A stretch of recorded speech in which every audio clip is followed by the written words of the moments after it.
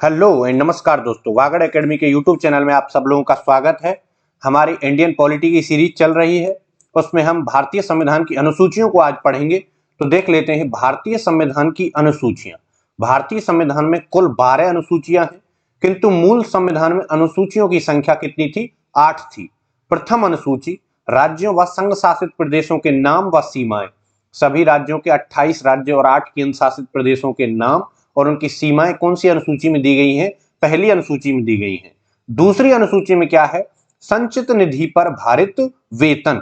अब किस किस का वेतन संचित निधि पर भारित होगा? केंद्र की संचित निधि पर भारित होगा राष्ट्रपति का वेतन, राज्यसभा के सभापति उपसभापति का वेतन, लोकसभा के अध्यक्ष उपाध्यक्ष का वेतन, सर्वोच्च न्यायालय के न्यायाधीश और भारत के नियंत्रक व महालेखा परीक्षक यानी कंट्रोलर एंड ऑडिटर जनरल।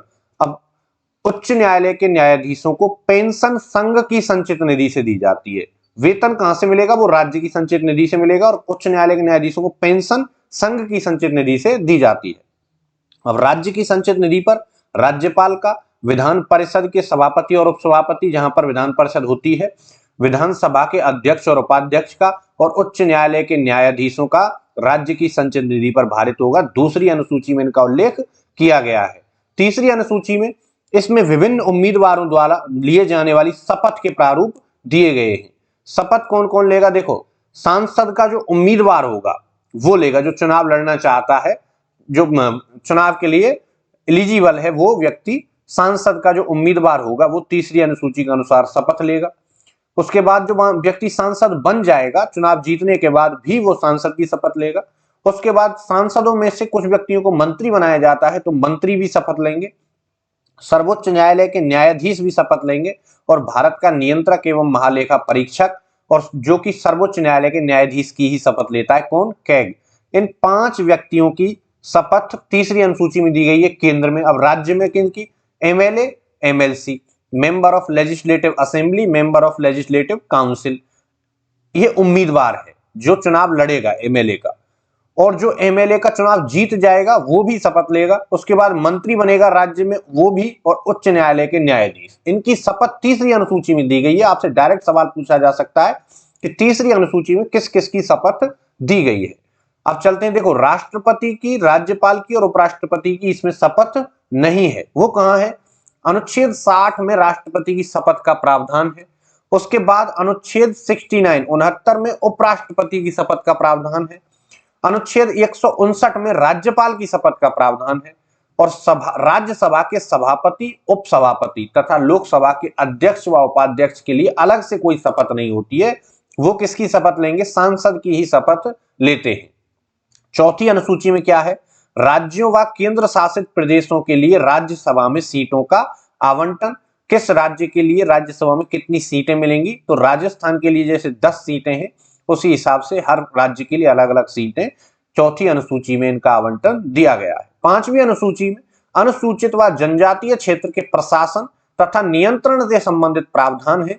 अब देखिए कौन कौन से राज्यों का इसमें जनजातीय और अनुसूचित क्षेत्रों का प्रशासन है। आंध्र प्रदेश, छत्तीसगढ़, गुजरात, हिमाचल प्रदेश, झारखंड, मध्य प्रदेश, महाराष्ट्र, उड़ीसा, राजस्थान और तेलंगाना। ये 10 राज्य हैं जिनका प्रशासन 5वीं अनुसूची के अंतर्गत आता है, जिनमें अनुसूचित और जनजातीय क्षेत्रों का प्रशासन होता है। अब राजस्थान के कौन कौन से जिले हैं? बांसवाड़ा, डूंगरपुर, वागड़ जो एरिया है, उसके बाद प्रतापगढ़, फिर उदयपुर, राजसमंद, चित्तौड़, पाली और सिरोही। ये 8 जिले राजस्थान के 5वीं अनुसूची के अंतर्गत आते हैं। अब आगे चलते हैं, देखिए 6वीं अनुसूची में क्या है? असम, मेघालय, त्रिपुरा व मिजोरम राज्यों के जनजातीय क्षेत्रों के प्रशासन व नियंत्रण से संबंधित प्रावधान है।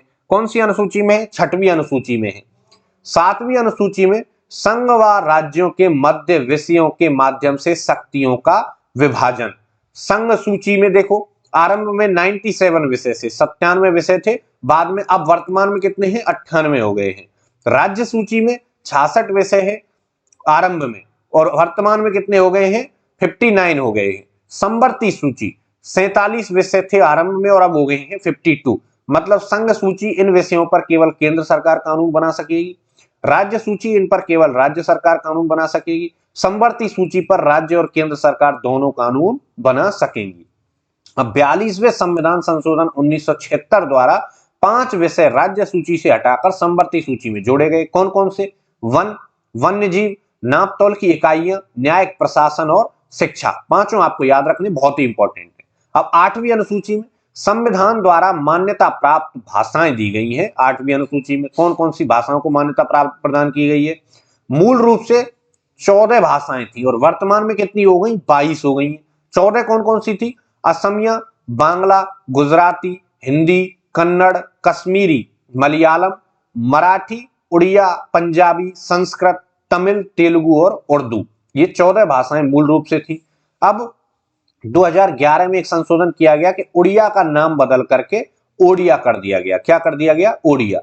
अब 15, देखो ये पॉइंट कह रहा है कि सिंधी, 15वीं भाषा कौन सी थी? सिंधी थी। 21वें संविधान संशोधन 1967 द्वारा संविधान में जोड़ी गई। अब 16, 17 और 18 कौन सी थी? कोंकणी, मणिपुरी और नेपाली। ये 71वें संविधान संशोधन 1992 द्वारा संविधान में जोड़ी गई। 19, 20, 21, 22 बोडो, डोगरी, मैथिली और संथाली 92वें संविधान संशोधन 2003 द्वारा संविधान में जोड़ी गई। ये भाषाएं आपको याद रखनी है कौन कौन सी कब जोड़ी गई। ठीक है, आगे चलते हैं। देखिए 9वीं अनुसूची, ये पहले संविधान संशोधन 1951 के अंतर्गत संविधान में जोड़ी गई। इसमें अधिनियमों को न्यायिक पुनरावलोकन से संरक्षण प्रदान किया गया है। यदि किसी अधिनियम को 9वीं अनुसूची में शामिल किया जाता है तो उसका न्यायिक पुनरावलोकन नहीं किया जा सकता है। न्यायिक पुनरावलोकन कौन करता है? न्यायालय करता है। ठीक है, तो जमींदारी व्यवस्था को समाप्त करने तथा भूमि सुधारों को लागू करने के लिए इस अनुसूची का प्रावधान किया गया था। आरंभ में इसमें 13 अधिनियम थे, परंतु कालांतर में इनकी संख्या बढ़कर 282 हो गई, जिसको देख करके कोहलोवाद 2007 में सर्वोच्च न्यायालय ने निर्णय दिया कि 24 अप्रैल 1973 के बाद जो भी अधिनियम 9वीं अनुसूची में रखे गए हैं उनका न्यायिक पुनरावलोकन किया जा सकता है। 24 अप्रैल 1973 को केशवानंद भारती केस का निर्णय आया था, जिसमें सुप्रीम कोर्ट ने बुनियादी ढांचे का सिद्धांत दिया था। इसी आधार पर कि जो भी अधिनियम बुनियादी ढांचे के सिद्धांत का उल्लंघन करेगा उसका न्यायिक पुनरावलोकन किया जा सकता है। 10वीं अनुसूची बहुत ही इंपॉर्टेंट, दल बदल विरोधी प्रावधान। यह 52वें संविधान संशोधन 1985 द्वारा संविधान में जोड़ी गई। इसमें दल बदल के आधार पर सांसद तथा विधानसभा के सदस्यों की निर्हरता से संबंधित प्रावधान हैं। किसके? संसद और विधानसभा के सदस्यों के। 91वें संविधान संशोधन 2002 द्वारा इसमें कुछ परिवर्तन किए गए।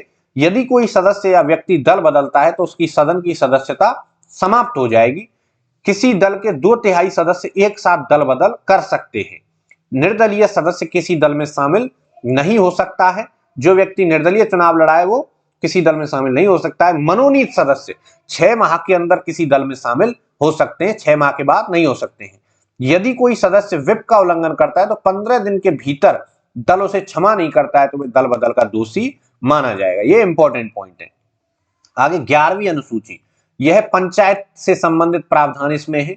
यह 73वें संविधान संशोधन 1992 द्वारा संविधान में जोड़ी गई और इसको मूल रूप से लागू किया गया 1993 में। इसमें कुल 29 विषय पंचायतों को दिए गए हैं और राजस्थान में पंचायतों को अब तक 22 विषय प्रदान कर दिए गए हैं।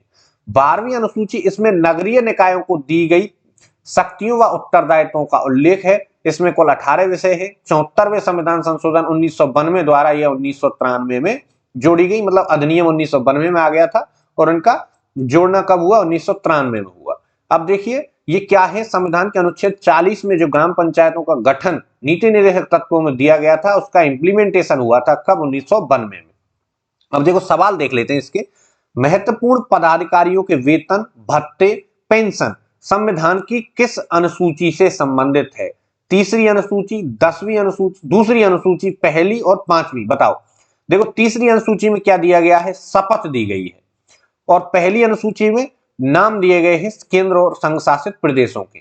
5वीं अनुसूची में कुछ 10 राज्यों के अनुसूचित और जनजातीय क्षेत्रों के प्रशासन से संबंधित प्रावधान है। दूसरी अनुसूची में क्या है? वेतन, भत्ते और पेंशन। अब दूसरा सवाल, 21वें संविधान संशोधन 1967 द्वारा 8वीं अनुसूची में कितनी भाषाएं जोड़ी गई? तो एक भाषा जोड़ी गई, सिंधी। कौन सी? सिंधी। तीसरा, मूल संविधान में कितनी अनुसूचियां शामिल थी? तो कितनी थी?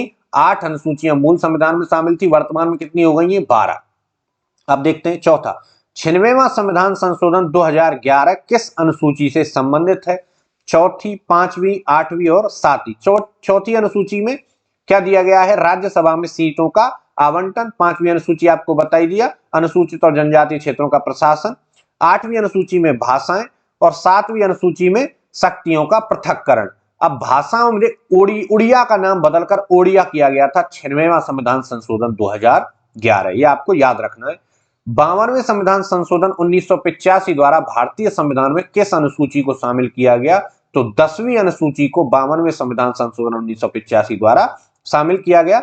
9वीं अनुसूची को पहले संविधान संशोधन द्वारा, 11वीं को 73वें और 12वीं को 74वें संविधान संशोधन 1992 द्वारा जोड़ा गया। बहुत ही इंपॉर्टेंट फैक्ट्स हैं दोस्तों। अगर आपको क्लास अच्छी लगी है तो ज्यादा से ज्यादा शेयर करें, सब्सक्राइब करें, लाइक करें और हमारे साथ इसी तरह से बने रहें। हम पॉलिटी के सभी सीरीज को आपके सामने इसी तरह लेकर के आएंगे। Thank you.